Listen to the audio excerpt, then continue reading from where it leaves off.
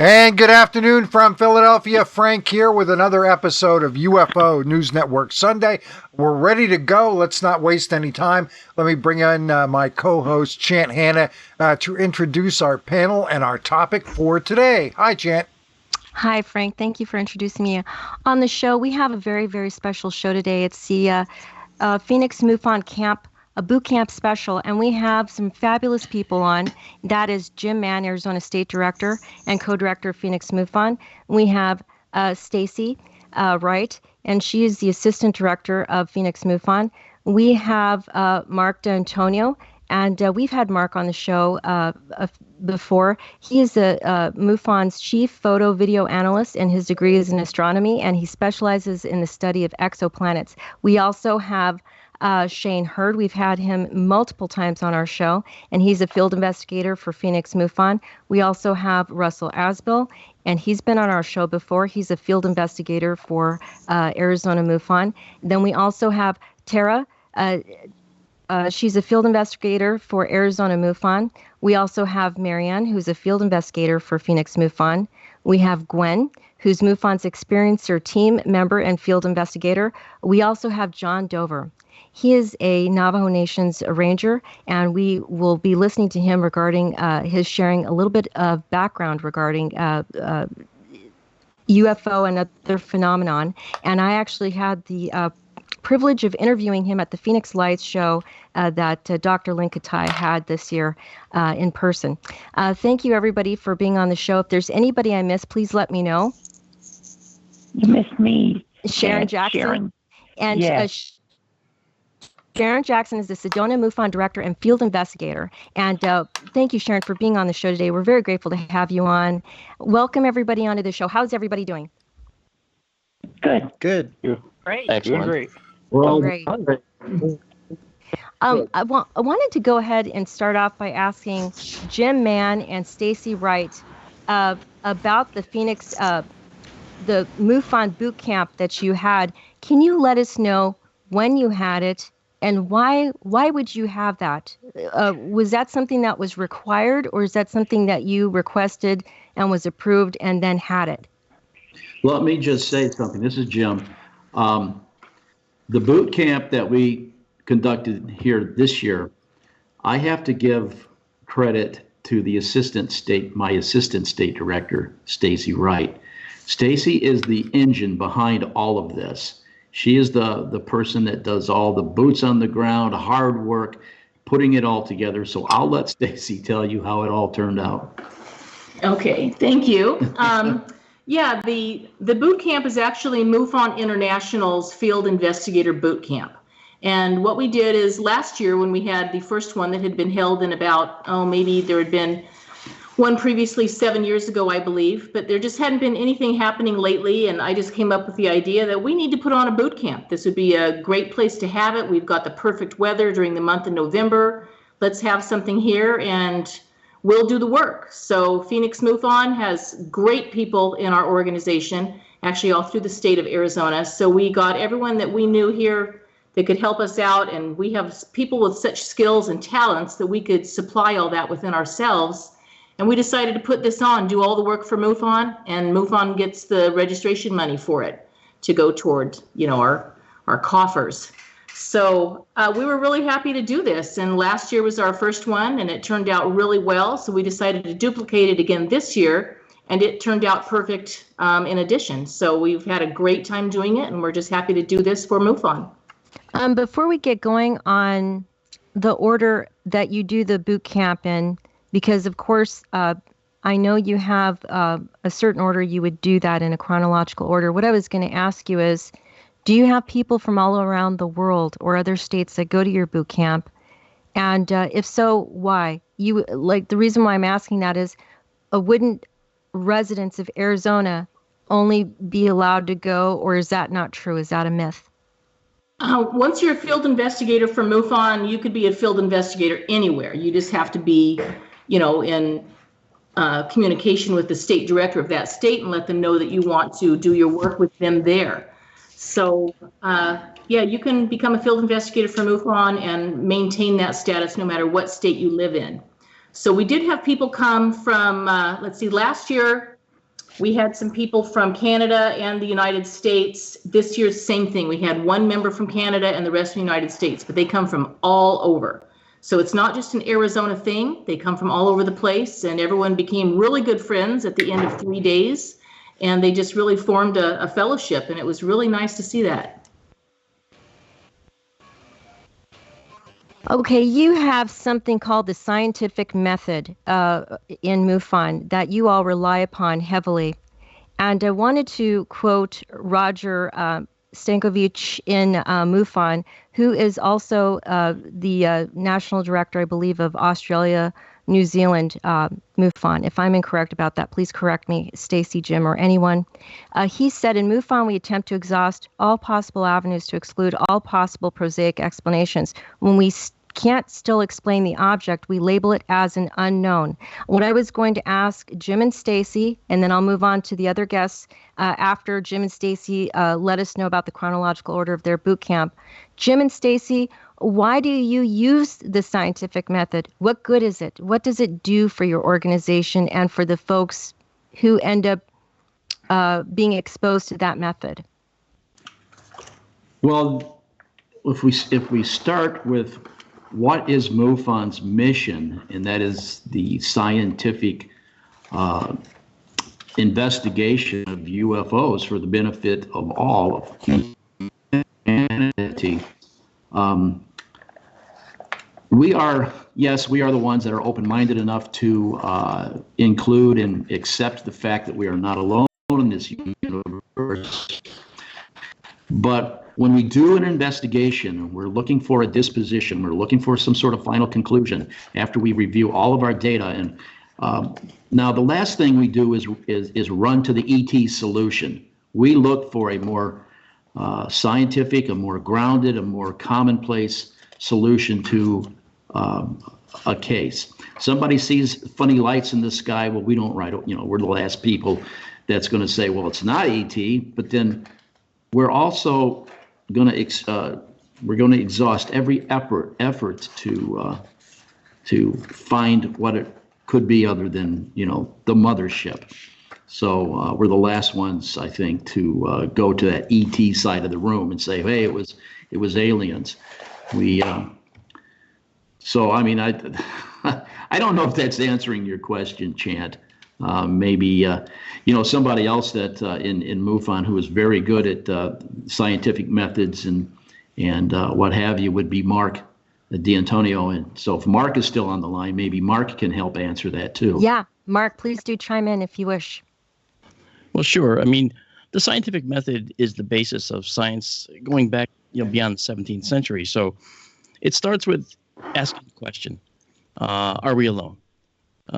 And it goes through finding information, getting, looking for research, doing the research. And when you do the research, that allows you to construct a hypothesis, right? A working model of what you think is going on. And then you devise an experiment to test that hypothesis. And you have to be fully willing, as we all are, fully willing to let that be something that could fail. You have to be willing to allow your hypothesis to be wrong. And you ask the questions, is this hypothesis working? Is it answering the question? Well, it could be no or yes. You analyze, you draw conclusions from the experiments. And if the results align with your hypothesis, then you communicate the results. If they don't, then what you do is you reconstruct another hypothesis. You go back through this again and think, okay, what's really going on then? All right. And that's really what this whole process is about.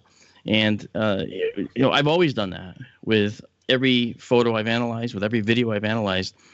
I never go at it looking at it as this is an alien craft. Let me just, prove it. I say this is an object in the sky. What could it be? And, I always look at it as when you go through and you look at the scientific method, or when you go through and look at your results of your experimentation, you have to say this is like a funnel. You're very hard on the data. I'm very hard on the data. People will call me a debunker. That's not true. I'm not a debunker. All I'm trying to do is get to the bottom of the mystery. I've had things happen to me that I cannot explain. So, and I believe that alien life has reached us in the past and presently. So I'm not saying that has never happened. I'm saying that it probably has. However, being hard on the data is what we have to do, because if we don't, we're doing a disservice to all who follow us. We have to make sure the results are accurate. We have to test, and we have to be willing to be wrong. See? So, and that's what MUFON's about. And many times in MUFON, you reach people that agree with you, and you also reach people that say, "Oh, you're just full of baloney. You're not you're not really doing the data properly, doing the data a proper service." But the bottom line is, we can all leap to the wrong conclusion. So the idea is, don't leap. You take it in small bite-sized chunks, and you make your way slowly, inexorably to the conclusion, whether it's the one you want, or whether it's one you don't expect, or whether it's completely wrong. And you have to be willing to accept all those outcomes. So okay. Marc, thank you very much for that. That was a great summary regarding the question I had. And then Jim and Stacey, would you mind doing us the privilege of actually starting the show regarding the very first thing you do in boot camp, and then we can go ahead and bring everybody else in, because naturally they participated. So it'll be really nice to hear you all introduce us into a boot camp as if we're walking right on into your chapter, and we're going to start today. What happens? Okay, well, the first thing we do is try to get people comfortable with each other. So we had kind of a meet and greet thing on Friday night. So people fly into Phoenix on Friday. We have a meet and greet that night right next door to the hotel at a bar and grill right there. So they let us use their big patio. And so everyone got to know everyone there by having some beverages and some food. And we were there for a few hours that night. Then we reconvene the next morning, Saturday morning at 8 a.m. sharp. So we have 4 hours of classroom work at the hotel has a big meeting room there that we use. So it's the same hotel where everyone is staying, which makes it really convenient. No one needs to have a rental car at all. And so we have 4 hours of classroom work. We break for lunch, and then we go out and we have 4 hours of forensic field work out in the desert at a spot that we had allocated. And then we had treated them to a camp out dinner there right on site, and then a skywatch, which was also the second part of our astronomy lesson that we did earlier that day. So the second day is pretty much a mirror of the first day, although the second day we had actually some practicals that they needed to work on for their forensic field work. So it was a little bit of a test.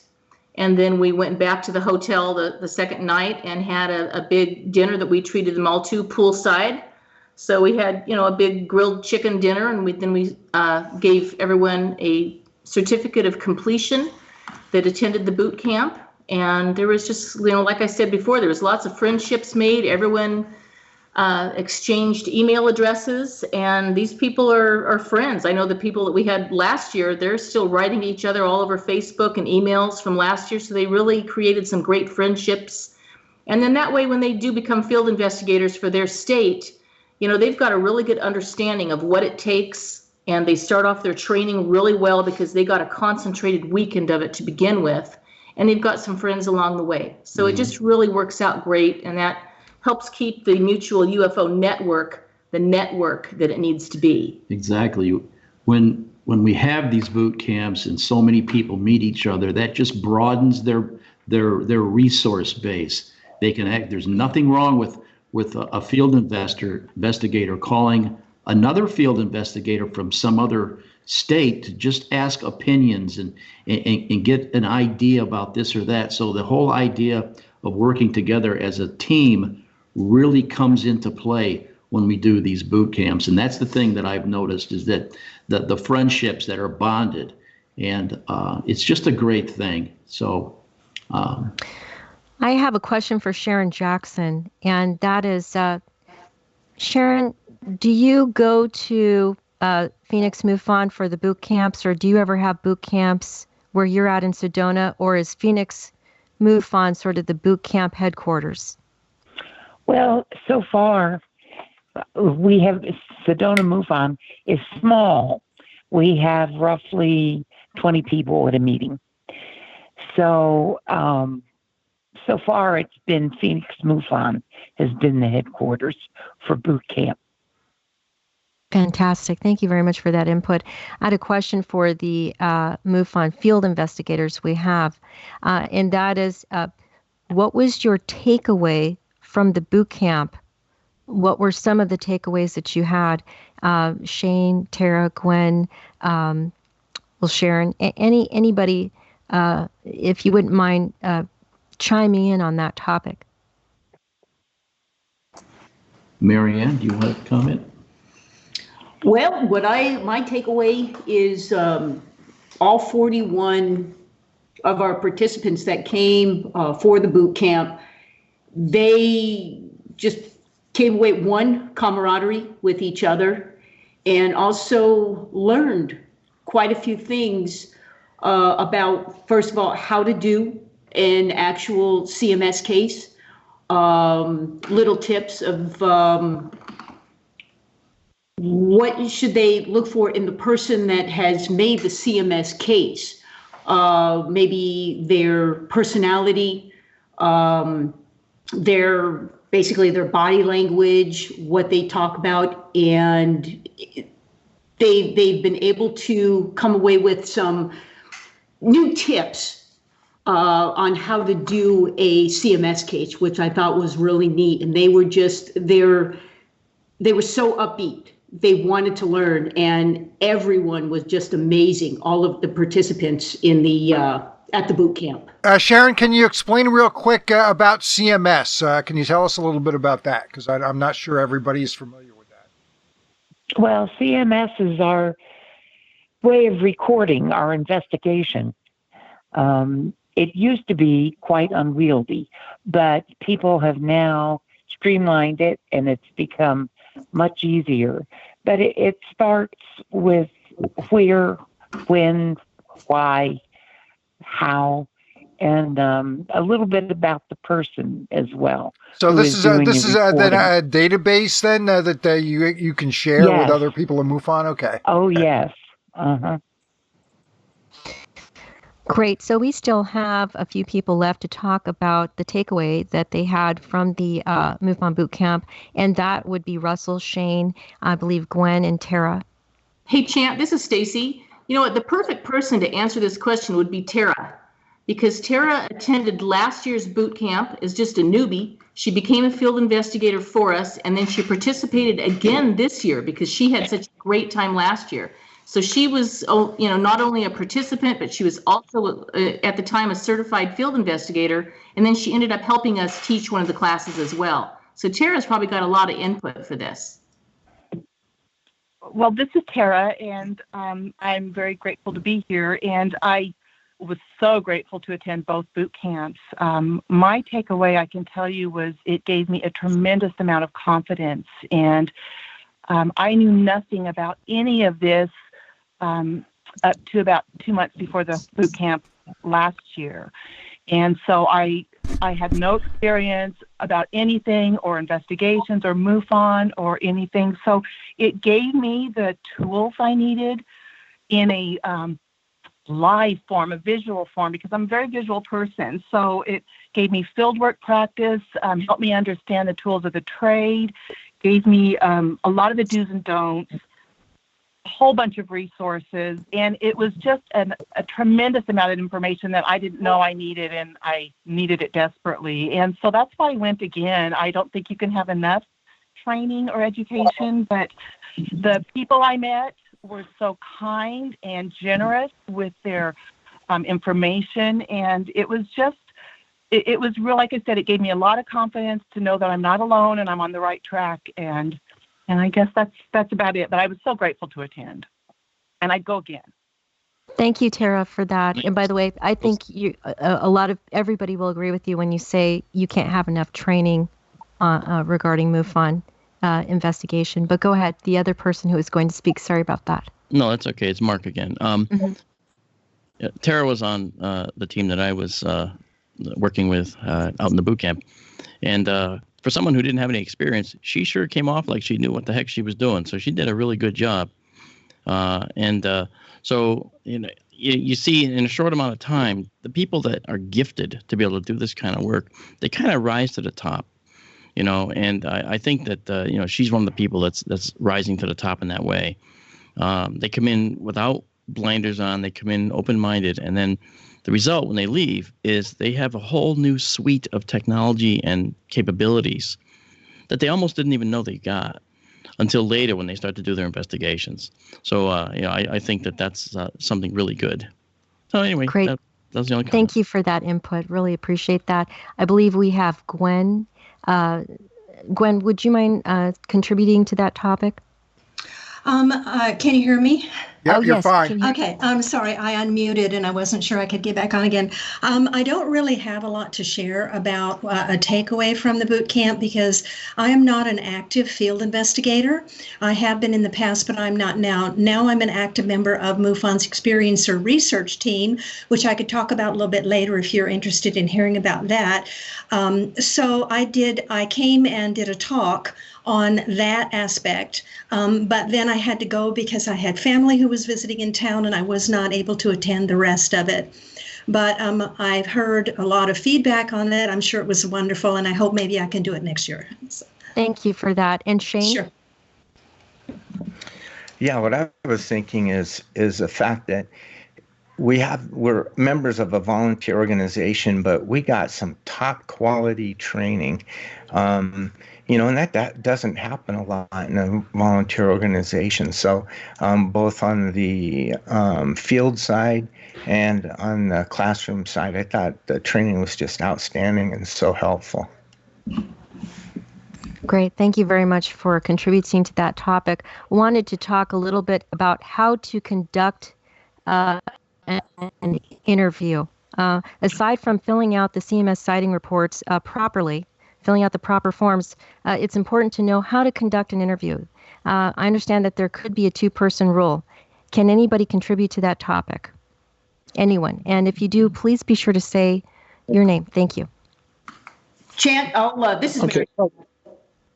And I'll go ahead, as a matter of fact, talking about the interview interrogation, myself and my partner, Dave Rich, who is another Gilbert police officer for 21 years, we were the ones that taught the interview interrogation in the boot camp.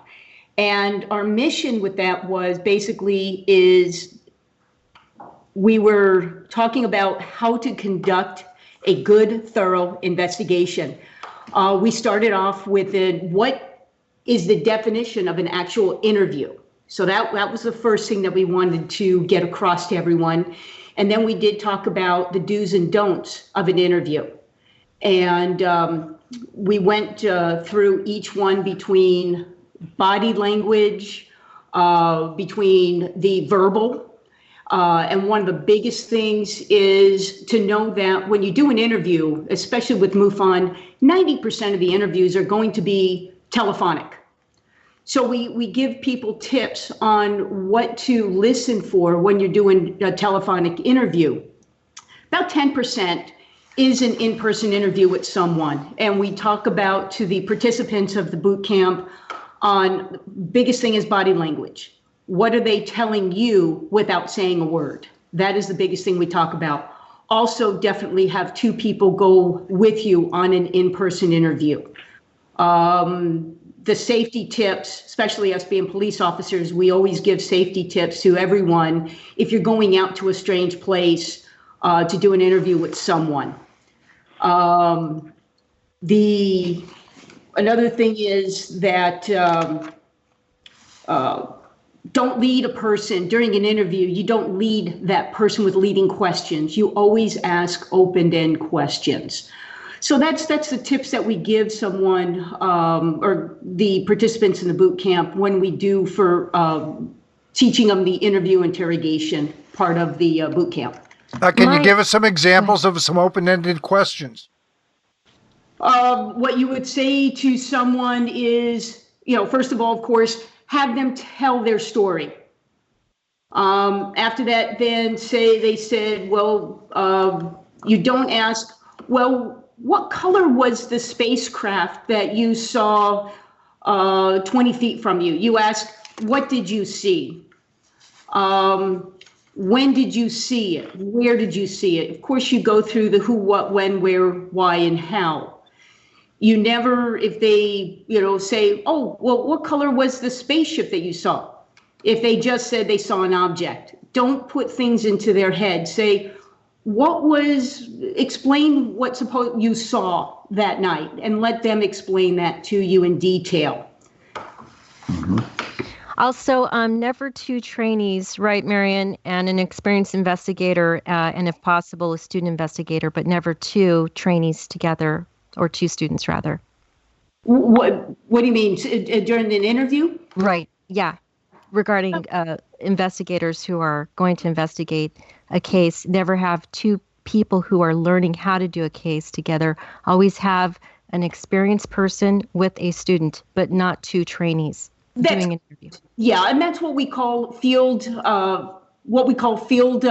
field investigators, but field training investigators. It's called an FTI, a field training investigator.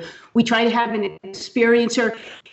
Anytime that we have a new field investigator come into MUFON, there's always an experienced field investigator that teaches them and gives them tips. And they do that for about 3 or 4 cases. And then they will go out and, of course, start their own investigations. But yes, anytime there's a new field investigator, they're always teamed up with a veteran field investigator. Regarding safety, which you mentioned briefly, if there's a witness that a investigator's not feeling comfortable with, they just don't feel comfortable being around them, they feel like maybe there's something amiss there, maybe possible danger or anything along those lines, it's probably just important for that investigator to make up an excuse and get out of there if they feel they're in danger. Is that correct? Yes, definitely. What we do is, before you even go out, you always tell whether another field investigator, a relative, maybe the state director, assistant state director, chief investigator, you say, hey, at this date, at this time, I'm going out to meet this person for an interview. You give another person dates and times that you're going and where you're going, and say, I'm going to be gone for maybe 1 hour. Give them a certain time. Everybody has a sixth sense with them. The little hairs on the back of your head stand up. If you ever feel that way to the slightest degree, yes, says, hey, I'm sorry, make up a story. I'm sorry, I have to leave. Something came up. I'll go ahead and we'll finish this interview later on. But again, you always have 2 people. One of the things I recommend is also, if you can, do your interview in a public place. If you don't have to go to somebody's house, that might be the best way, because the surroundings are not familiar in a public place. They're not familiar with that witness. Being in their home, they know what's going on in the home. You do not. So if you can go to a public place to do your interview and get a nice quiet corner, that's what I would definitely recommend. And always, 2 people go to the interview, if not more. So let's just pretend, everyone, there's a call in to your team of an alleged UFO landing. What is the protocol for that? Anybody else want to chime in on that topic?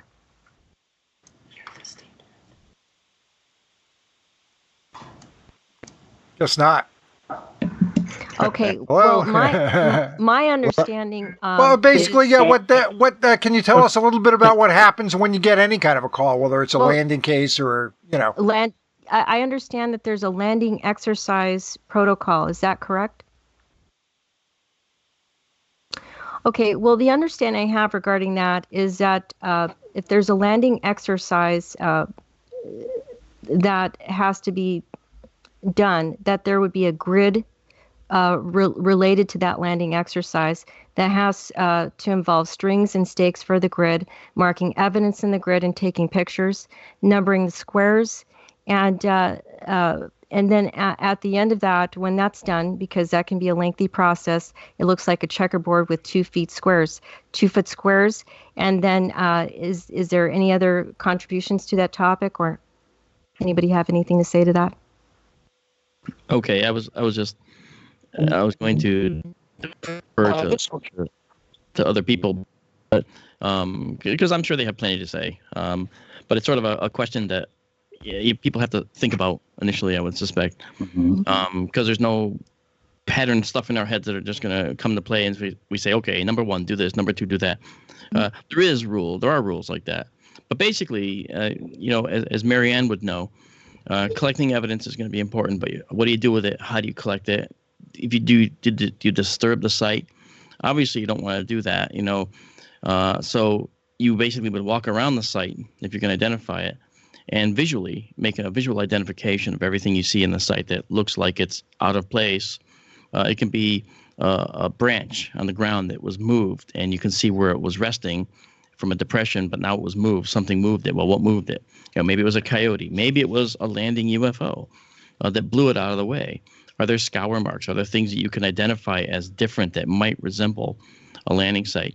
What if there's some kind of material you don't recognize on the ground? Does it glow under an ultraviolet light? Well, you have to get near it to do that. And there's procedures in place to do that. And in 2014, we did a boot camp out in the Sonoran Desert. We had 35 people from around the country, and we had a crashed UFO with biological material. We had a car that exhibited magnetic properties. And we had a landing site that had radioactive sampling that people had to do or know to do to test for that. And some of the teams found the radioactivity. We did the same thing for this boot camp, too, actually. We had radioactive chips for people to find.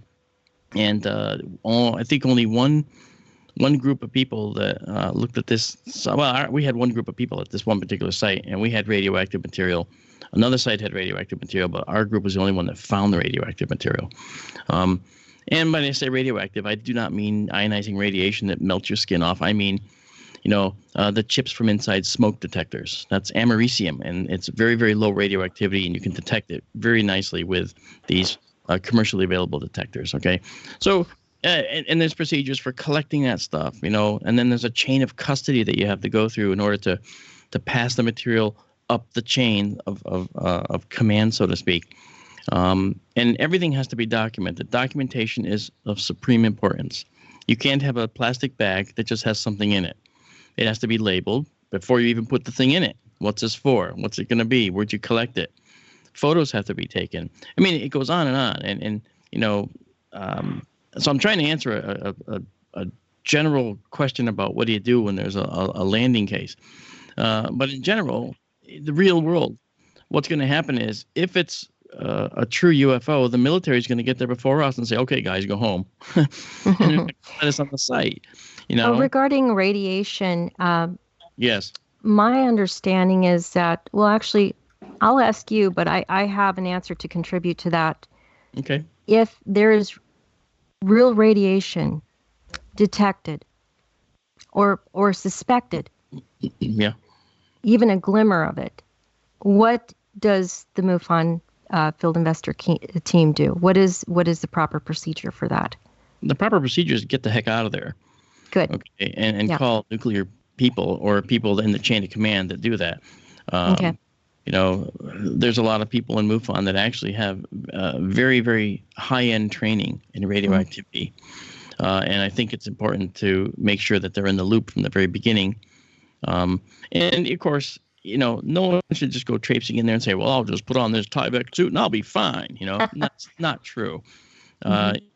If there's a danger, you get out of there. You do not stay. You don't say, hey, let's check for radioactivity. Don't worry. If I die, take up the Geiger counter and run in yourself. No, this isn't Chernobyl. Okay. It's your life. So nobody plays those games. But these are just. They don't need to be a hero. They need to get a hold of the proper authorities and leave the area. The proper authorities would be to call the fire department, is my understanding when I checked on that. Chant, this is Jim. Go ahead.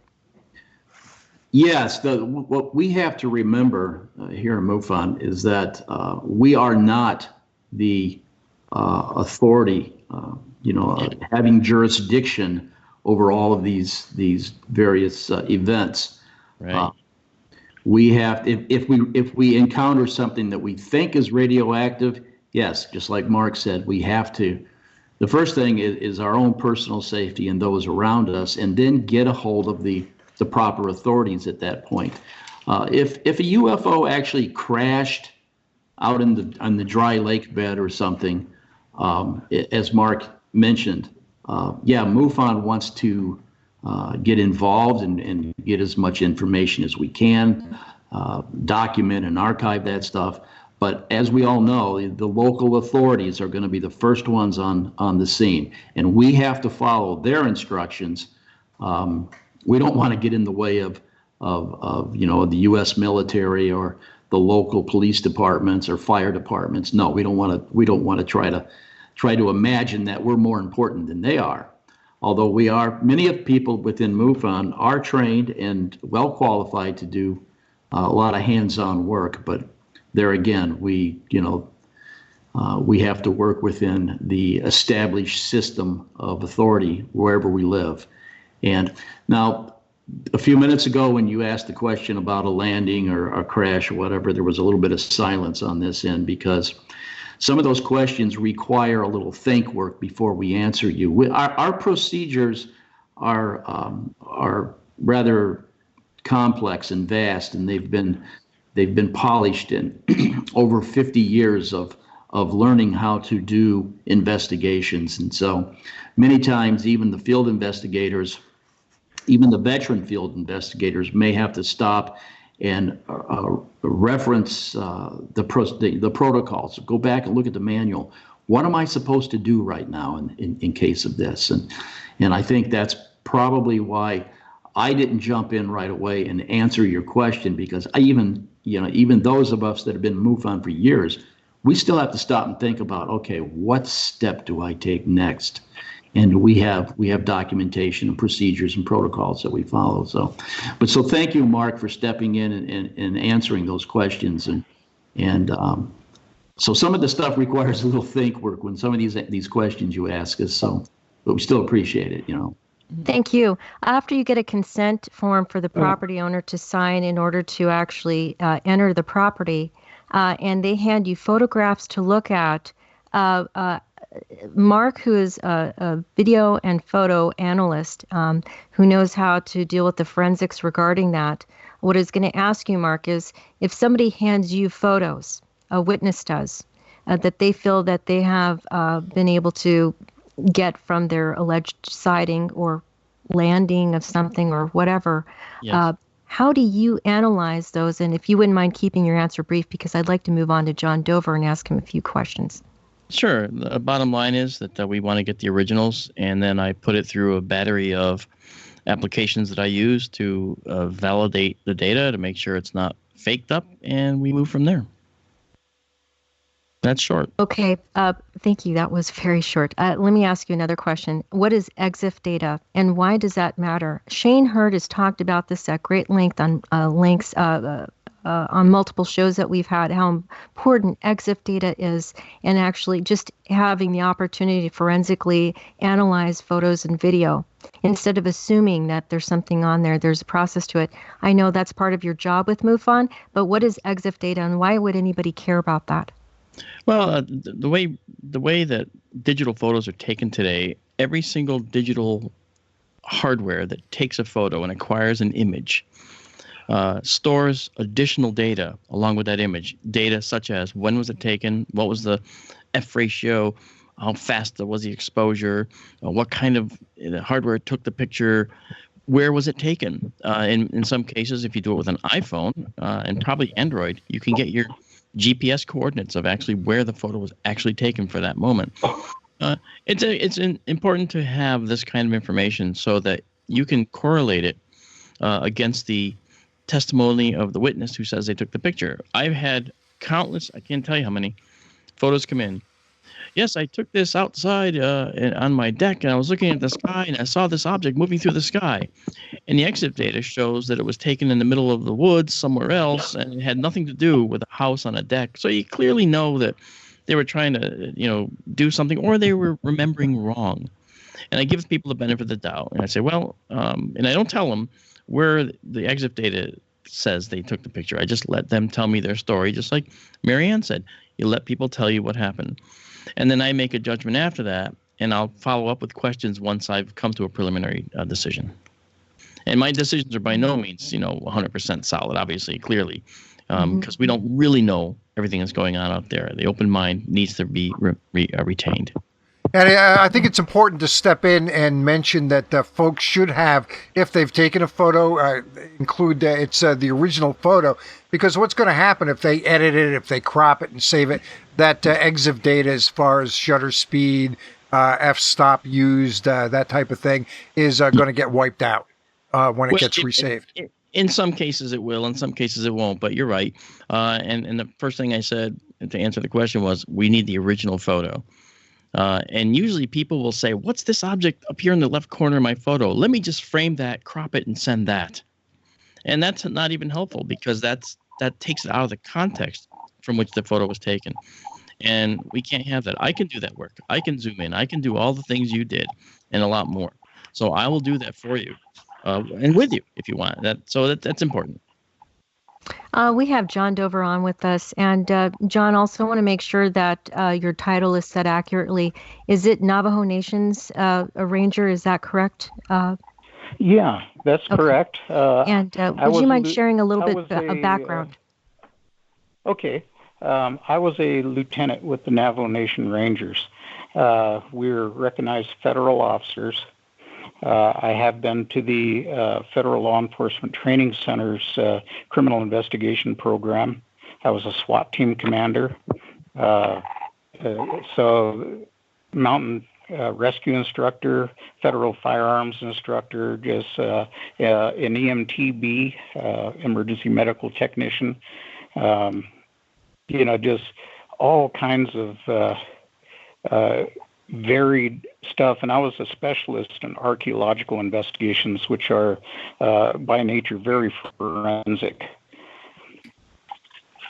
Okay. And, I had the privilege of interviewing yourself, Stacey, Wright, Shane Hurd, and a few other folks over at the Phoenix Lights movie special that Dr. Linkatai held this year in Phoenix.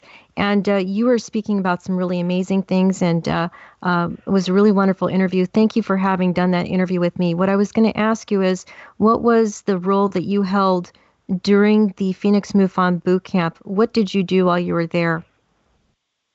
Okay, I was doing an introduction to the collection of evidence, location, collection, bagging, tagging, all that kind of stuff. And one of the things, earlier I was going to chime in, but everybody else answered it really well. One of the first things you do when you get to a scene is you assess for officer safety. So you're going to look at not only radiation, but you're going to look at environmental factors. Are you going to walk into a huge patch of cactus? Are there snakes in there? There's all kinds of natural dangers or even terrain dangers that can negate the possibility of you getting in there right away. But for evidence, what we did is evidence is absolutely crucial in an investigation. I have been a criminal investigator almost all of my career for 31 years. And when you're investigating, you look first at the evidence. Say there's a car accident scene. As a technical accident investigator, I would go to the scene. I would look at the evidence on the scene, do a walkthrough of the skid marks and the crush damage and everything else, any vaults that occurred. In my mind, I'm already doing mathematical calculations as to vault formulas, skid formulas, coefficient of friction. And then I would go back and I would start interviewing witnesses. And the evidence always speaks for itself. Your witness statements should match up what you're seeing with the evidence.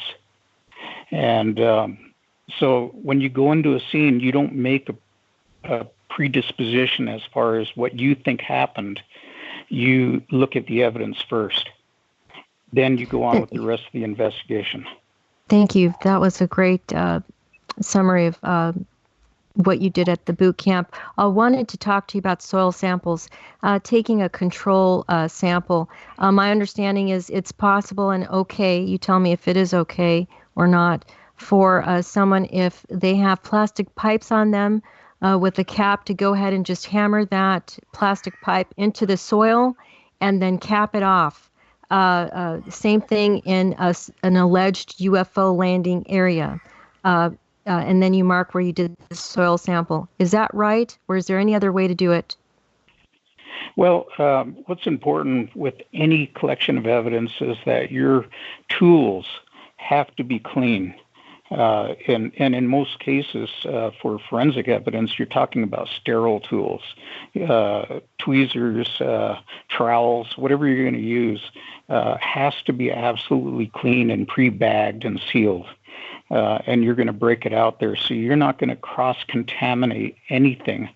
Like if you were in your own yard gardening and shoveling manure with your trowel, and then you took it along with you on an investigation and took soil samples with it, you're transferring that material to your sample. So you want to be very careful about that. Any containers that you're using should be, again, sterile, sealed, clean. You don't want to use a mason jar that you had your homemade marmalade in and take it with you and then dump soil in there. The storing of them. Again, yeah, it would contaminate the evidence. So would one? So let's just say we're on site and we have our clean tools and clean containers, and then you go ahead and take the sample correctly. Where do we store them at while we're on our way to wherever? Okay, as soon as you pick up the sample and you've bagged it, you want to tag it.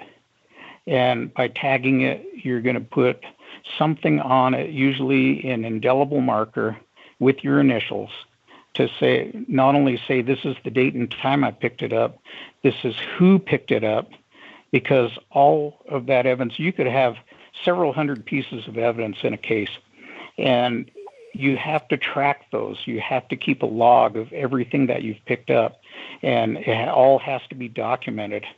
So very, very important. You almost get to be like an accountant, keeping track of things. Okay, and then if we have to put this stuff into, a vehicle and go somewhere, are there situations at times where we have to put them in refrigerated areas, or is it okay to just throw them in the back of the vehicle? How would we store them on our way back to headquarters, so to speak? Oh, sure. There's a whole lot of different biological material may need to be put on ice or frozen with dry ice. It could be that if you put biological material in plastic, it'll start to deteriorate. So you don't want to do that. You want to use paper bags. So there's a whole separate subgroup of study involved in how to collect and properly bag the evidence. And all we're doing is giving everybody the basics of how to do this and some practical experience. And then it's going to take many, many cases to get the experience necessary to continue on with this. Okay, and then taking pictures of the area. If anyone at all wants to chime in on this, please do. Just remember to say who you are. My understanding is it's okay for folks in MUFON to use multiple cameras. So let's just pretend they have their iPhone, but they also happen to have a really great camera other than their iPhone. If they wanted to take pictures from both devices, just for the heck of it, they could. Is that right? Yeah, John, this go for it, Bill. Okay. Go ahead. Oh, I was just going to say. That's okay, John. Go ahead. It is possible and practical to do it that way. Again, you're going to have a photo log of each picture, where it was taken, which direction it was taken, and there is a difference between digital and analog pictures. Digital, when you blow it up, tends to pixelate a lot. 35 millimeter, on the other hand, gives you a very clean picture that can be blown up. Polaroid photography is actually excellent because there's no way you could really manipulate anything within the picture.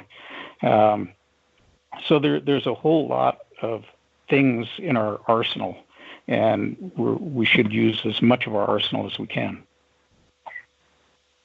Yeah, I'll just jump in here real quick and a little anecdote. I used to work in the for a camera company that manufactured cameras, and we had quite a few police departments as customers with different questions about this and that.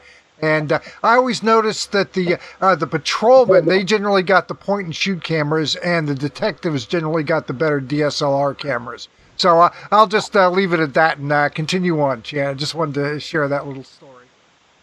Thank you so much. And was that Russell speaking? Who were the person who's going to interject? Was that Marc or Russell? Who was that? No, it was Russ. Okay, hi, Russ. Hi. I just wanted to interject some on the photography. I'm trained in forensic photography, and so if you're going to be doing a lot of photography, or if you really want to do it correctly, you should study forensic photography. For instance, say there's a footprint or an impression from a landing pod or something. You want to put a ruler there. You can see the size of it.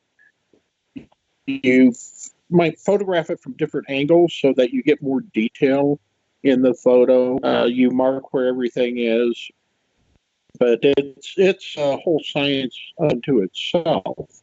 But one thing earlier, you were talking about like a landing. First thing you do is check for radiation. Landings often have radiation associated with them. So every investigator really should, when they can afford to get a radiation detector, radiation meter. That's great. Thank you so much for that input. And Marc, Dantonio was going to ask you, does it sound okay by you if a field investigator told you they're at a site and they have their iPhone and they also have another kind of camera, a camera that sounds acceptable to you, and that investigator wants to take pictures with both kinds of devices? Does that sound okay to you? Absolutely, and for me, but here's the issue. Each camera has its own quirks and its own nuances. Each camera detects color differently. The sensors will pick up different levels of information in the spectrum. Some cameras are better at taking kind of the red end of the spectrum. We have red, orange, yellow, green, blue, indigo, and violet in our spectrum. Some cameras lean toward the red, some cameras lean toward the green, some go toward the blue. And so if someone's going to use a different camera, I just need to know all the specifics of each camera. And I can look that up. I don't need them to do that for me. That's something I can do. Getting the information, they should not be thwarted because they're thinking, gee, can I use this camera to take this picture and then miss the picture? Okay, take all the pictures you want, but then get me the information. And if the information of the video is, of poor quality or it's shaking around, I can stabilize that. I can make it look like it's rock solid in the view and make it like you never were shaking around because you were so scared out of your mind. Okay. And Shane, I was going to ask you, do you bring a laptop to an investigation? And also, let's just go back to a landing site idea. Do you set up a command center, where there's all kinds of tools like laptops and forensic tools, and then clean containers? Like, what does that area look like when you have your team there setting it up? What would you have? Yeah, you do set up a staging area for your materials and stuff, a sufficient amount of distance away from the actual site itself so that it's safe and you have working, room to work and that sort of thing. But yeah, you can stage those materials again, as we talked about. Some are sterile, have to be handled, correctly. You have gloves that you have to have and switch out. And a lot of things like that logistically. So that's a good way to set it up. Have a little base camp, a staging area, and a gap, a room between the actual sites, so you can properly process that site as well. Great. The other thing that we still need to cover is, let's say you have dotted all your I's and you have everything done perfectly. You have your soil samples, all the proper forms have been filled out, and then you need to send those soil samples and any other kind of, say, biological samples or fill in the blank samples. Where do you send them to? And what is the first thing you do regarding that? Anyone? Well, I could throw this in. This is Robb. Go ahead. No, it's okay. Go ahead if you have something to say. I think that's Russell who's going to talk. Right. Yeah. This is Russ. First thing I do on something like that, I would contact the chief investigator, get them involved, and have them with it the entire investigation on something that important. And with the evidence like that, I would let them determine where it goes up the chain. Okay. And, go ahead, please. Whoever that is, please do interrupt me. Hi, Marc. Go ahead. We do have a materials scientist on the staff, and her name is Phyllis, and she can take samples. And I think that we wouldn't send them directly to her as a field investigator, for instance. You would contact, as Russell just said, your chief investigator. He would coordinate the back and forth with the materials scientist and the materials lab. And then they can test to see what's going on with these materials and determine whether it's something of earthly or otherworldly origin. Yeah, I actually contacted MUFON on this question, and they said to absolutely follow a chain of command to call the DOI. Perhaps maybe that's not the right terminology. I might not be using that acronym correctly, but call the DOI, they said, and then they evaluate whether or not these are valuable samples or not, and then the DOI or MCI will give more information from there. Does that sound right to you guys? Yeah. This is Stacey, and I actually spoke with the MUFON chief investigator about this as well, because I just wasn't really clear on it, and I wanted to make sure that we had our ducks in a row if it ever happened. So what he told me is that when taking any samples, it's recommended that the field investigator gather 3 sets, if possible, and then all the samples secured in their sealed sample containers, and to make sure the chain of custody documents were created and maintained at each handoff of those samples.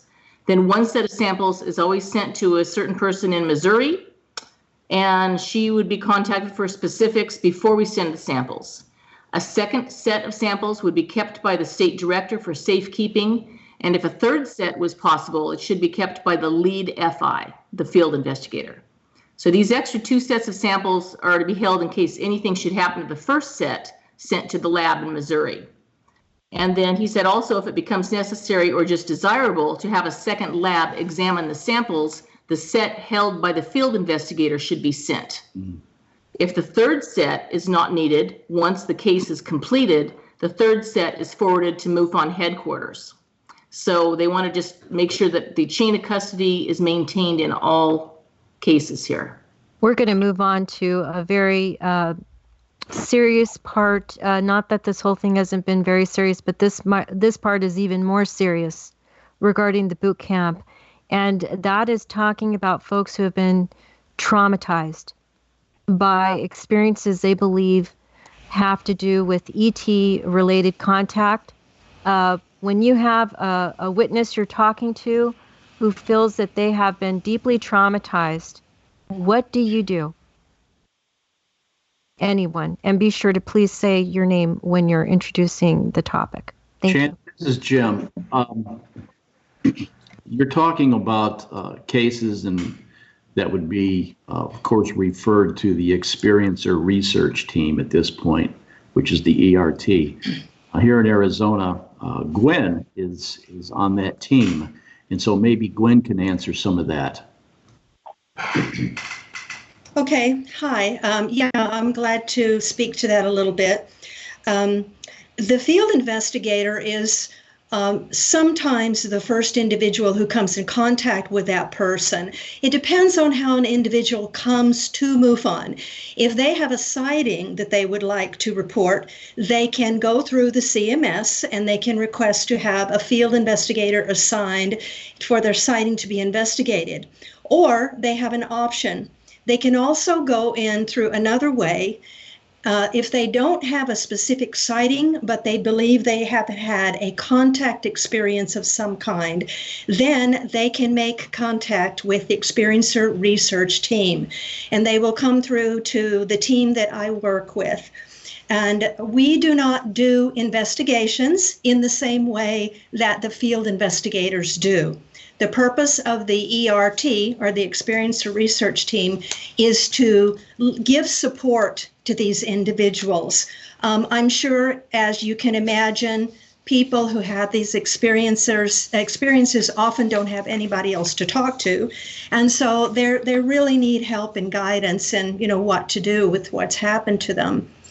Many of the members of the Experiencer Research Team have had training in this particular area. I am an experiencer therapist, a certified hypnotherapist, and I've been working face-to-face and in groups with experiencers for about 12 years doing this work. So I do that kind of work with the Experiencer Research Team as well. When someone comes into us, then they are assigned to one of the members of the team. We contact that person and we talk with them. We listen to them. We are there to give them support and to give them information if we can. MUFON maintains a list of individuals, therapists, and groups that have gone through MUFON. They have been vetted, they have been approved by MUFON, and we are able to take individuals from that list and refer them to these experiencers who are contacting us. So if someone contacts us from Arkansas and I speak with them, then I can go to MUFON's list and I can look and see if there's a group or an experiencer therapist in their area of Arkansas, and I can give them that information. So then if they want to, they can make connection with that. So what we do is listen, we support, and then we help to try to sort of hook them up with groups or therapists in their area of the country where they can get the help, face-to-face help that they really need. Thank you very much for that. Wanted to ask Sharon Jackson, the Sedona MUFON director, when you have an individual who comes to you where you're at in Sedona, who do you assign to that witness who feels that they have had a traumatic situation occur to them? Well, first of all, I listen. And that is so important because frequently these people have had no one to share their story with and no one who believes them. So it is so important just to listen. And then after I listen, I can suggest that they get in contact with Gwen. There is a channel through CMS for them to get in contact with the experiencer research team. So I've had some psychiatric experience as a nurse, and I do know that listening is just the key. That's wonderful. Thank you very much for contributing to that topic. John Dover wanted to ask you, you've been involved in investigations of all kinds for decades now. When you had a witness of any kind regarding any kind of case and they were severely traumatized, what did you do? Well, in the case of a severely traumatized witness, we would try to get them some kind of help, whether it was through a local hospital, however that happens. In the case of MUFON, they have the ERT team that we would refer them to. But a lot of times it's just, like they said, and most people are told, from a law enforcement standpoint, "Oh, we don't do that," or they look at you like you're crazy. And I think my department was probably the only one to start within the nation that actually told its officers, you will investigate these cases, you will treat them professionally, and you will write the reports on them and submit them. And so there are always very difficult cases, but I've had people talking to me that have broken down in tears and told me that nobody else would listen to them. And just listening to them really, really helps. Have there ever been any cases, this question is to everyone on the panel, that have appeared to not be real, authentic, but then you changed your mind and you realized that the case that you were helping to work on with this witness turned out to have some very authentic angles to it? Anyone? Well, this is Marc. I'll just say, usually it's the opposite direction for me. I go into every case thinking, okay, is this possibly a real thing? And then finding out at the end of the day that it's not. I've never seen it from the opposite side personally. Chance, this is Sharon. I've investigated over 100 cases, and I've never had a case like that. Okay, great, thank you. And the other person who is wanting to speak, go ahead, please do, and just say your name.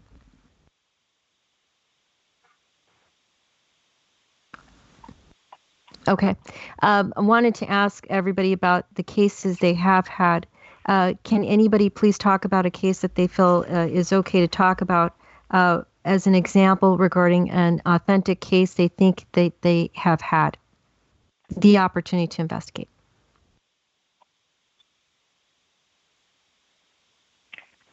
Chat, this is Sharon. This is Shane. I've got one. Okay, Shane, thank you. This was a case actually that ended up in the 2017 UFO casebook for MUFON. It was a case in the Grand Canyon, and a couple were hiking in the bottom of the canyon one night, and it was, of course, extremely remote in that area. And they saw two objects that flew from above the canyon walls down below the canyon walls, making no noise, strange lights, performance that was highly unusual. And throughout the investigation, determined, drones are illegal in the area, and they're watched for quite aptly by the Forest Service, and just all these other things. Sort of a checklist. When we do a case, you eliminate the most obvious all the way down. Ultimately, we turned it in as an unknown. Thank you very much for that. And was that Sharon who was talking, by the way? Yep. Yes, it was. Sorry, Sharon, please do go ahead. Thank you. Well, one of my very first cases as an FI was with a miner who was in the Bradshaws, and he was mining at night, and it was about 1 o'clock in the morning. He came down a dirt road trying to go home and ended up with a red orb following his car, and it scared him very badly. So he came to a little town called Congress, and at 1 o'clock in the morning, Congress is a crossroads, so no one is awake and stirring. And this thing hovered on the hood of his car, and he felt like he was being watched. He felt like there was intelligence behind this. And the poor man was so frightened that he wet his pants. So I investigated along with another investigator, and we both felt that this was an authentic case. It ended up being unidentified. Thank you very much for that. Part of what MUFON investigates also is orb activity or orbs. Is that correct? Yes. Why, and this is for yourself, Sharon, and anybody else who wants to contribute to this topic, why is that? Why would orbs be of interest to MUFON? John Dover. In our investigations, we've seen a progression. We've seen discs, or the typical flying saucer. We've seen cases involving cigar-shaped objects, both large and small. We've seen other cases involving delta wing craft or triangles. We've even seen squares. We started to see more and more orbs, and many of these were actually, it appeared to be under intelligent control. The direction they were going, hugging close to the ground, stopping and basically looking at people or chasing them away from areas. And so it becomes a whole subset of the different types of craft that are encountered in UFO cases. Great, thank you very much for that. Jim and Stacey, was going to ask you, why do you feel orbs are important for MUFON to investigate? Well, this is Jim. Orbs have not always been something that MUFON bothers to investigate. Orbs are one of those things that kind of verge or kind of go between what's paranormal and what's actually physical science that we're investigating. But as John Dober had just mentioned, that sometimes these orbs display intelligent control, and so therefore we've kind of picked it up over the years as something that we're going to investigate. MUFON has been in a constant state of evolution for 50 years, and there was a time we would have never touched a report of an orb because we would have just sort of, well, that's not really a UFO. But since they do display intelligent control, and I think that is probably the only reason we even bother investigating orbs. But orbs, it's kind of a strange little thing, because many times people will see orbs in their photographs, not necessarily with their naked eye. They'll see them in photographs that show up later on. And Marc will tell you that there's been so many photographs submitted to MUFON where there's been an orb, and it turned out that it was some sort of a camera anomaly, a lens anomaly. A lot of times the folks will use the flash, and what that will do is there'll be little dust or dirt particles in the air, and they'll reflect back very brightly and look like orbs. That can happen. Yeah, and I'm sure Marc probably has a good take on orbs. I'm sure he's done his fair share of investigating photographs with orbs. Am I correct, Marc? That is correct, Jim. I have, and as Frank just said, the bottom line is that if you have the flash on and you take a picture at night and aim it up into the sky, I guarantee you're going to get beautiful orbs. And I've produced many photographs. And when people show me a photograph, I don't just make pronouncements as to what I think it is. I actually reproduce it if I can. And then I send them that photograph and say, well, I took this. And since it looks just like yours, you have to have better data to convince me that it's not just this.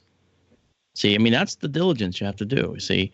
And the folks within MUFON, they hearken to that very well. So yes, orbs can be flash artifacts. Absolutely right. I wanted to talk to you about something, Marc, you and I have talked about at length, both on a show and off the show, and that is regarding up in the sky, satellites going around, sometimes moving, sometimes not.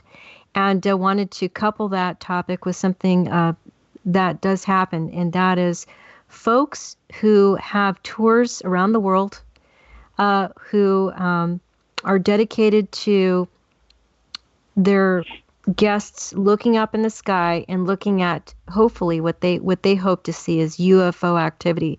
Yes. When in actuality they're looking at satellites.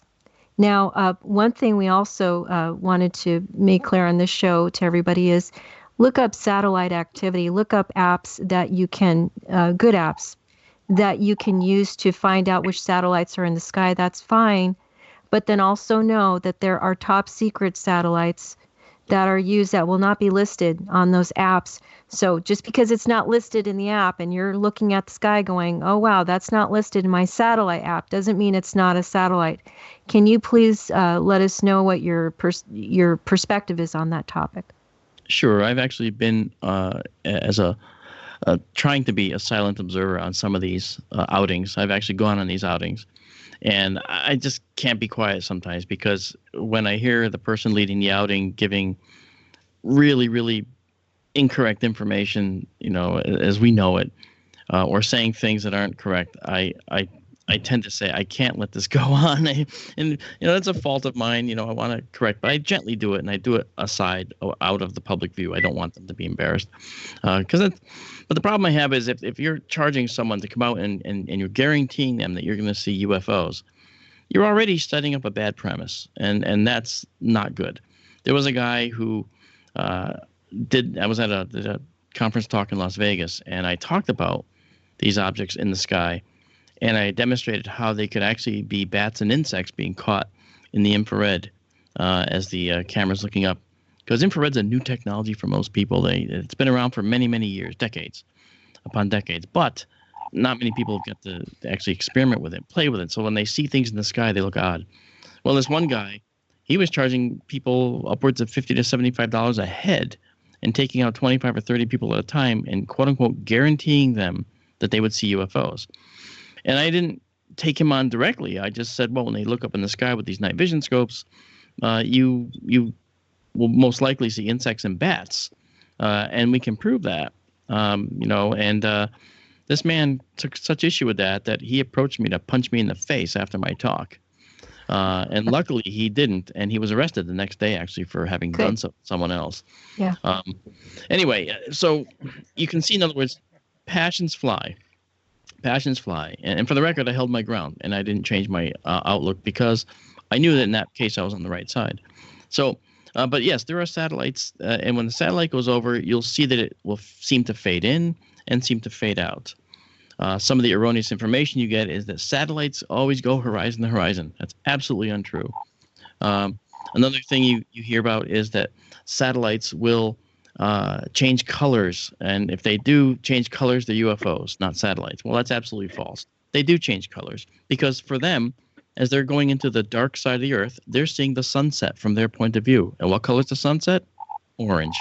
So the satellites tend to get yellowish orange just before they fade out every single time. So, there's a lot of stuff that people don't understand.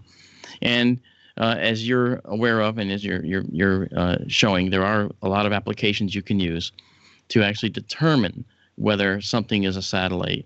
Now, I use GoSatWatch, which is actually a iPhone application to, I see you have GeoSatWatch. Yeah, the one I have is called GoSatWatch. And it will show you where all the satellites are over your head.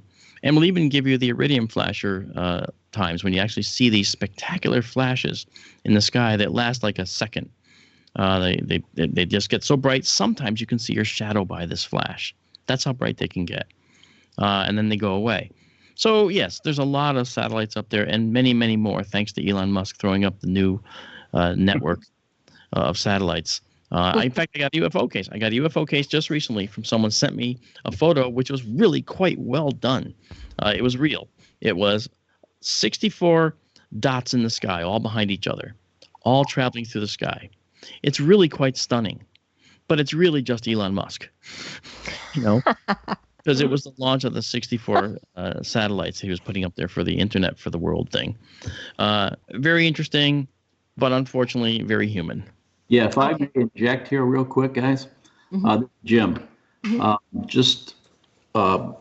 when was it, Marc, that the Starlink mission had just launched those satellites? I think we picked up like 8 or 9 cases. Was it November 11th? 8 or 9 cases. I mean, people thought the Phoenix lights were back. They thought all sorts of things. But the Starlink mission is really gonna complicate things here in the next few years as far as in the sky. So, especially for me, I'm an astronomer. So, and I'm building an observatory in Arizona right now. Okay, it's going to be in the Sonoran Desert, and I guarantee you, when I look toward the celestial equator, I'm going to see a lot of geosynchronous satellites in my views. And when I look elsewhere, we're going to catch a lot going through. We did it the other night. Last night we streamed for 2 hours, and we caught 2 satellites at a time passing through our field sometimes. Were they Starlink? Maybe. Either way, they're stinky link. I don't like them. They ruin our pictures. But they take away from the data you can get for astronomy. But that's the real bugaboo that people have about them. Also, you have to look through all of them to see the sky. Thank you. I also looked up satellites recently, and I was surprised to find that there is such thing as satellites just staying still in the sky. Not all of them do that, but there are times that satellites will not move. Yes, those are the geosynchronous birds, and what happens is they're 22,000 miles away from the Earth in their orbital altitude, and they have to be that far away so that the speed they move in their orbit puts them over the same exact spot on the Earth. All right, and there's others that are anywhere between 200 nautical miles up and 22,000, and these objects, depending on where they are, they could appear to move at the same speed of the stars as well, for different reasons. And so they really can be very oddly, their motion characteristics can be pretty odd. So, and we have to take that apart. Now I take part in some of these lunar sky watches, P&K Space Imaging, great guys. Okay, ours is Sky Through live stream. We do deep sky. They do the moon. Well, many times you'll see an object cross the moon. And people say, oh, look, a UFO crossing the moon. Well, you can actually calculate based on how far it goes across the moon, what size it is, how fast and how long it takes to go. You can actually then figure out just what it is. You can say, oh, it's a satellite, likely this particular satellite at this particular altitude. You have all that information you can get. And the ones that I like are the ones that don't match any of that. Now, those could be the dark birds, the ones that are, DOD tasked missions, which you won't get in a general catalog, or they can be something more, right? So, unfortunately, with everything out there, we're not going to get a really good answer eventually, and maybe eventually, but not right now, because everyone's too secretive. Everyone's keeping it all close to the vest. Thank you for that. I wanted to talk to the team here and the rest of our guests about these interesting applications. We covered this on a show just dedicated to UFO tools and applications and other items that folks might use for UFO investigations. I want to go ahead and read off what I have in front of me. And the individual who wrote this up was Rich Hoffman. That is, and please correct me if I'm saying anything wrong, because I will probably do that. That is the Theodolite. This is an app that has a camera, records GPS. The bearing can provide angular size and help compute the distance and altitude for a few bucks. And Rich recommends this over the camera on the iPhone. Stellarium, this is one of among many astronomy tools and apps that allows you to determine whether the object is a star, planet, a comet, and more. GeoSat Watch. This Satellites too, Chant, on Stellarium. It has a satellite tracker built in. Oh, yeah, I'm glad you said that. Accurate, though. It's not that accurate. We actually tested it last night. I used Stellarium to control our observatory telescope. Okay, it has hooks to do that. And on the satellites that were shown going through the very object we were looking at, were not present on the actual photographs. So it's not...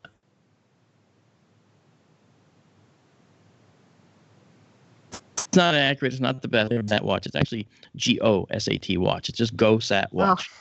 That's okay. That's okay. I mean, that's for the iPhone. That's the one that it is, and that's the one that's actually the I say quintessential app that will tell you exactly where things are. And I don't see on your list. I don't see heavensabove.com. If no one has a cell phone, they can still get all this information. Heavensabove.com. You can see the satellites and get historical data to see if it was a satellite that someone saw. This is an extremely important tool for field investigators. I saw this thing go right across the sky right here. When? Well, at this time and at that location in the sky, the field investigator can go right to heavensabove.com, put in that historical date and time, and see what was going through the sky and where at that time. That is pivotal information. And she just this is Sarah. Oh, can I interject real quick? What Marc was saying, he's talking about going down all these lists, and at the boot camp, what they did provide us with was an investigation tools list. And when I do my cases, I go through that and just start at the top and just, like Marc was saying, you kind of rule out things, and I just go down that list. But it includes UFO reporting agencies, local media, military, law enforcement, airports, all that type of thing, astronomical references, geographic. And so I just want to say that's part of what we do as well is all of those. It's not just apps. It's sometimes locations, internet-based as well. I'm glad you said that. And by the way, everybody, this is your show. So interrupt me whenever you want, because it's not about what I have to say or me. It's about what you have to say. So please do interrupt. And thank you for that. It was a very important contribution. We appreciate that. Moving along here to Flight Radar 24, determine the aircraft overhead. Teslameter leverages iPhone magnometer to measure background radiation. And then it says there are small devices that can be added to your smartphone. We have iSeek thermal devices, temperature and humidity devices, radiation detector devices.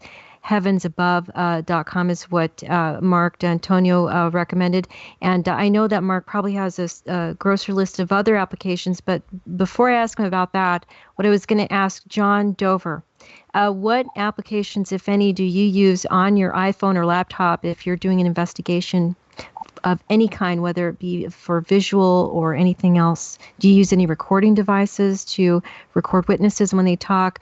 Really any kind of application at all? Do you use any kind of software in your investigations? And you might have your mic muted, just so you know.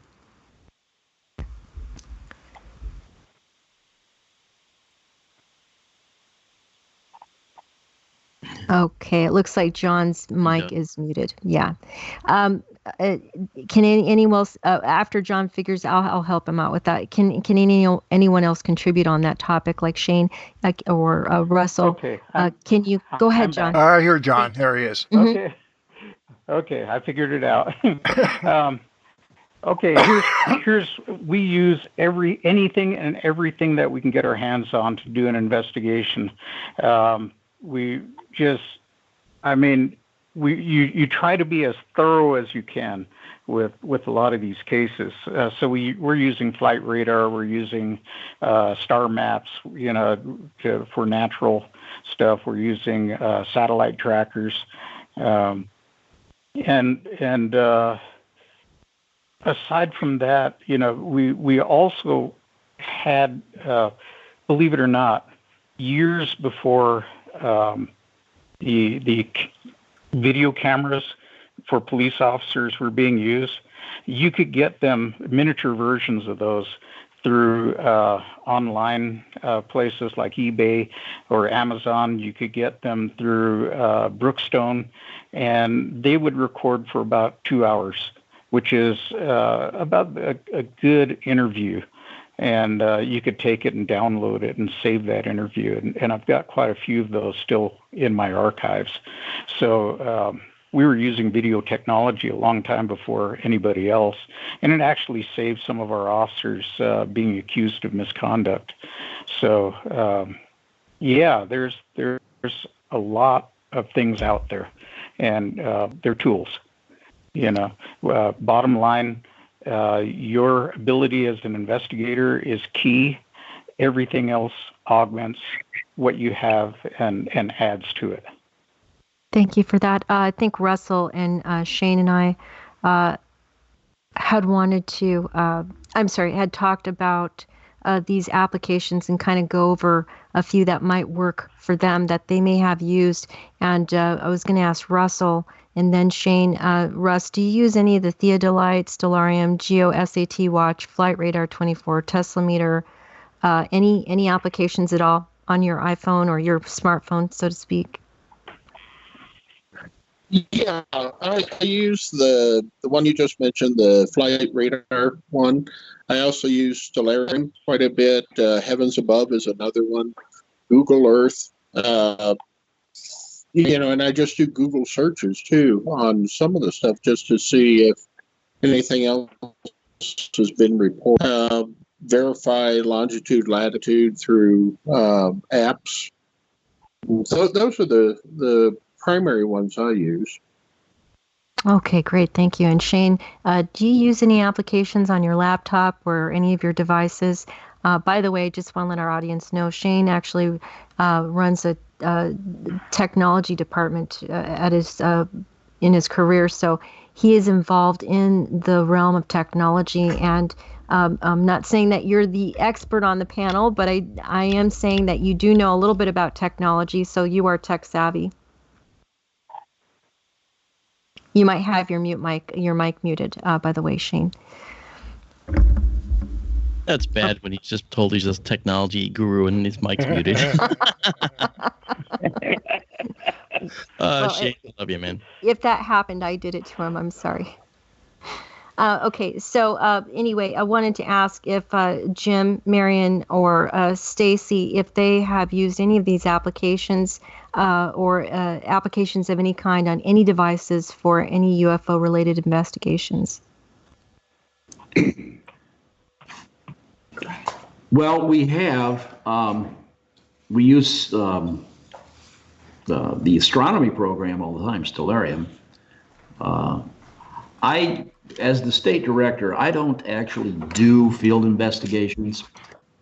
I handle the administrative end of the chapter here, but maybe Marianne can give a little input on this. Chad, this is Marianne.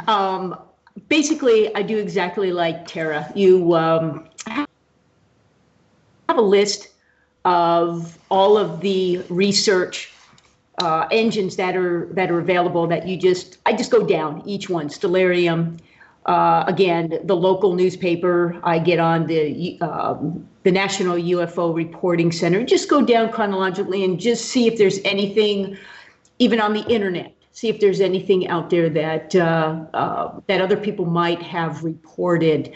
So I just go down the list. One, the Heavens Above. That was a new one for me, and that's fantastic. And I'm definitely adding that to my list. Great. Thank you very much for that input. Marc, I know there was something I'd wanted to talk to you about. When you have people who have insisted to you in the past that they have captured possible ET crafts in videos or photos, yes. I kind of feel like I know you well enough to say that you're already you already have a sense of scrutiny building up regarding that, but where you want to go ahead and apply heavy scrutiny to what they're talking about. But what I wanted to know is if it turns out to be a drone, and you can absolutely rule everything out, and it is absolutely a drone, how do you prove that it is a drone? And it's not anything else. Or in addition to that, how do you prove it's a satellite and not anything else? Yeah, the truth is when you're trying to say prove that that's possibly a drone or not a satellite or something like that. First of all, I have a fleet of drones, and one of my drones is equipped with the infrared system, so I can, find lost kids or do things like that. So I'm very familiar with drone operations and how they operate, how they look. They fly a certain way. Some drones have wings like planes, but other drones are quadcopter type things, or hexacopter, octocopter, 4, 6, or 8 propeller systems. These things are really quite stunning. They do amazing maneuvers. They act oddly in the sky. But how do you rule them out? Well, you rule them out only by how they may look to the eye as they move. And sometimes I'll take video footage of these things moving in the sky, and I'll accelerate them. And by accelerating them, it picks up some of the nuanced motions that you miss when it's moving gradually across the sky. And that nuanced motion can include flicking the thumbs on the control sticks as it's moving through the sky when it's moving under human control. So there's a possibility now of figuring it out that way. As far as building up skepticism, I'm not always skeptical. Actually, I take every case as if it's an actual real sighting, and then the data speaks for itself. And when I get the feeling that the data is speaking for itself and it says, yeah, no, this is actually just an ordinary object potentially, then my other instincts kick in to say, okay, now you got to prove it. And then you have to go through the measures to try and prove it. So like I said, look for the nuanced motions, either in fast motion or whatever for like people that are running drones, and see where it's going. I had one case come in where there were these spiraling lights coming out of the sky.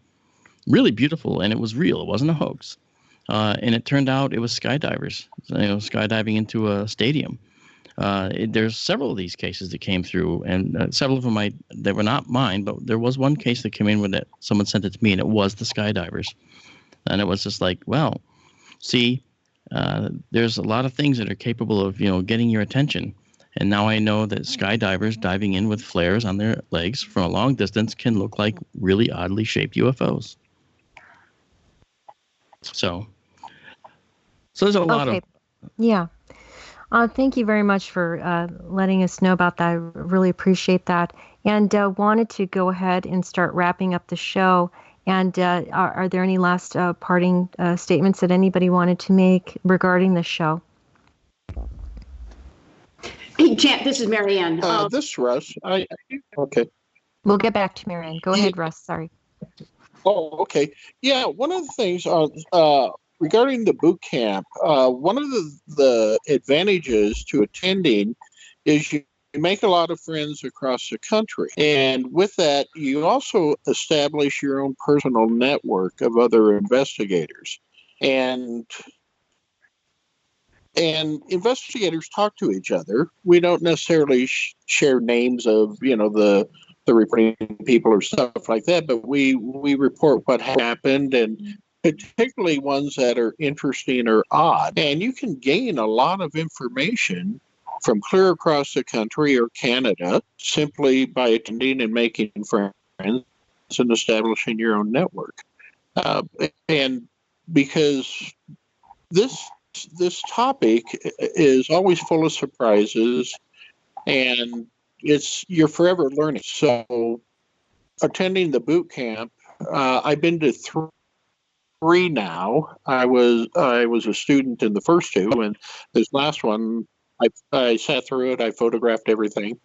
But I've learned something from every single one of them, and I've established some great friendships. But also, I've established networks of learning. So I just thought I'd add that and point that out. That is important that you did that. Thank you very much for having done that. I know Marianne wanted to speak. Please go ahead. By the way, I let Russ through just because it's hard for him to hear at times when we're saying something. So I apologize. I meant for you to go ahead and go first, but it was just due to a tech issue that I let him go.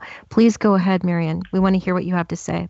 That's quite all right, Chand. I love Russ. He was my training field investigator, and he was just absolutely amazing. I've learned so much from him, so I have no problem going second with Russ.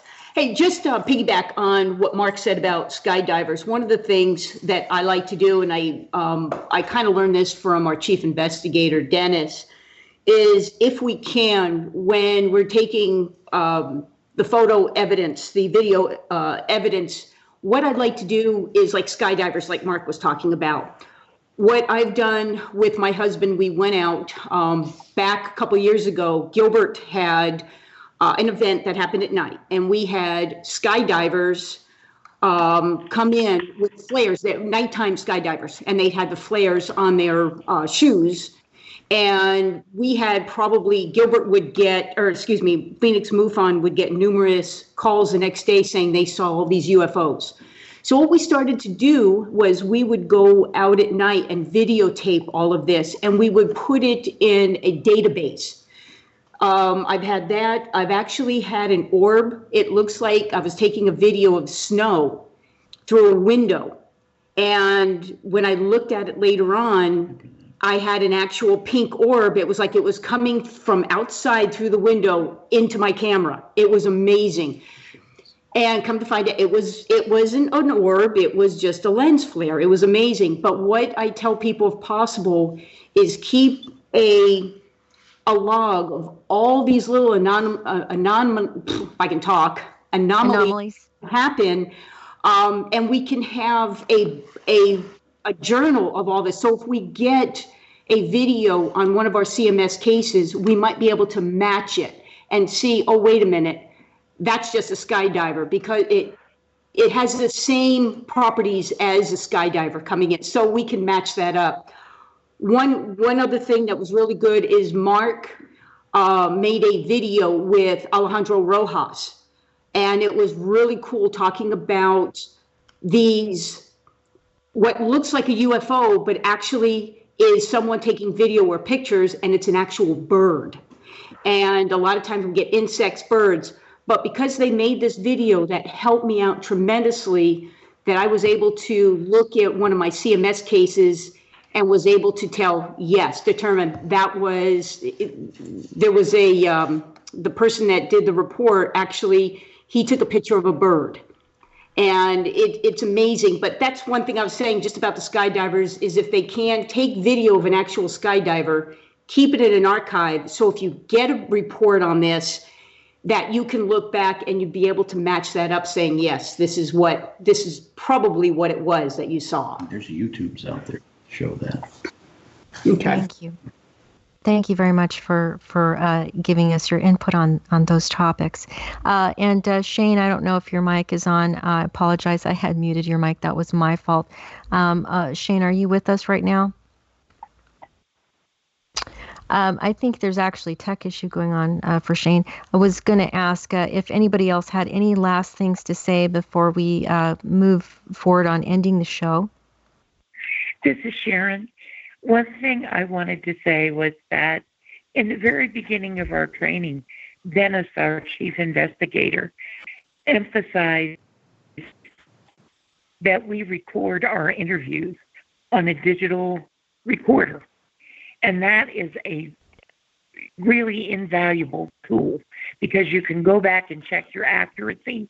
You can go back and check exactly what the witness said during the interview, and you have a record of that interview. Wow, that's great. That's good to know. Yeah, it's really important for us to have these last parting tips, because our listeners take them to heart, and our listeners are very serious about what we cover. They make notes on it, and it's important for everybody to have extra tips like that. Thank you, Marc, for having been on the show. He has to take off. He has a very busy schedule today. But John Dover, before we head out here, is there anything important that you have left to contribute to the topics that we've covered today? Oh, sure. One of the things that I'm very interested in, you have to understand that when my buddy Stan and I were assigned these cases, we knew about them. They happened all the time. We've had sightings of our own. However, we were voluntold to do these cases. We didn't jump out and say, yeah, we want to do them.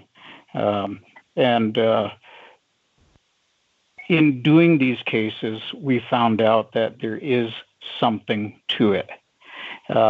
You have to understand that for us as criminal investigators, we look at what kind of evidence is acceptable into a court of law that you could use to convict somebody and put them in jail. And we've seen enough evidence to show that the UFO phenomenon is real. There is something to it. We don't know what it is, hence the investigator boot camp. And when you become an investigator, it's a lifelong thing. You will learn. I learned things at the boot camp that were totally new to me, and so it's great. It was a really great experience. Very grateful for you to have taken the time to be on our show today, John Dover. He is a Navajo Nations. Sorry.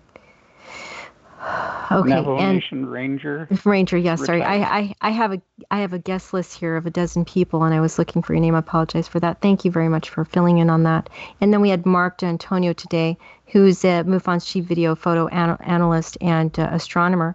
And then we also had, in no particular order here, I'm just going to mention who's been on the show. We had Shane Hurd, field investigator for Arizona MUFON, Tara Diulus, same. And then we also had Gwen, Farrell, MUFON's experiencer team member. We also had Marianne, field investigator, and also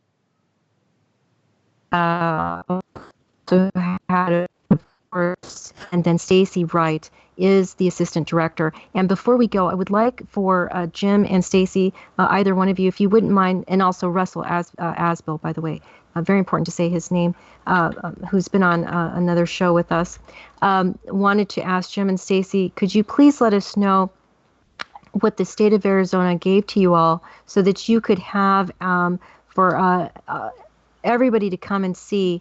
It was something I wanted to go actually see you all in person and do an interview with you on regarding mass sighting. Could you please let our listeners know what they can go and see when they go visit your chapter? Go ahead. Well, we have monthly meetings at Phoenix MUFON. We have been doing meetings and presentations there for over 12 years without missing 1 month. So if anyone wants to come to a really great informative afternoon, they can look us up at phoenixmufon.com and find out who our guest speakers are and what the subject matter is. If anyone is interested in attending the boot camp, we will be holding it again this next November. It'll be November 6th, 7th, and 8th. Here in Mesa, Arizona again, and we will follow a little bit of the same protocol that we had the last 2 years because it works so successfully. So if anyone is interested in that, they can register for that through MUFON.com. Great. And then was there also something given to you by the state of Arizona or the city of Phoenix regarding a mass sighting? Is there anything that you have regarding that? What we can tell you is that an exhibit. Yeah. At the Arizona Heritage Center or the Arizona Historical Society Museum, when we were invited to come over there and start having our meetings there, we thought that was wonderful. But then they extended to us the invitation to help them put together a very stimulating exhibit regarding the Phoenix Lights. And so we jumped on that, of course. And so now when you go to the museum, the Heritage Center, there's this really cool exhibit of the Phoenix Lights, and we're very proud of it. It's actually the very last exhibit you see before you leave the building, so it's kind of like the last impression that you get when you leave the museum so that's kind of cool. And the fact that the Arizona Historical Society would view the Phoenix Lights, a UFO sighting, as an actual historical event is just, that's phenomenal in itself. So it is. And I'd like to just let everybody know what the Phoenix Lights, also known as a mass sighting, was about. And Jim, thank you very much for letting us know about that exhibit that you have the privilege of being able to show to everyone. They were a series of widely sighting unidentified flying objects observed in the skies over the U.S. states of Arizona, Nevada, and the Mexican state of Sonora on March 13th, 1997. And I want to thank everybody for having been on our show today. I did also want to point out that Gwen Farrell also is MUFON's experiencer team member. She's not just had been a field investigator, but she's an experiencer team member. She specializes in that area and has done so. Gwen, did you say was that for 12 years? Is that correct? Yes, I've been working with experiencers for almost 12 years. I've only been with the experiencer research team for about 2 years. So. Okay, thank you for letting us know that. Thank you, everybody, for having taken the time to have been on our show today. We're very grateful to you for having done so. And this wraps up our Phoenix Boot Camp MUFON special. Yep. Thanks, everybody, for joining in. We'll be back, I think, Wednesday night. Thanks, everybody on the panel. And Chant, you did a great job today. Thanks a lot. Thank you very much. Thanks. Bye-bye now. Thanks, guys.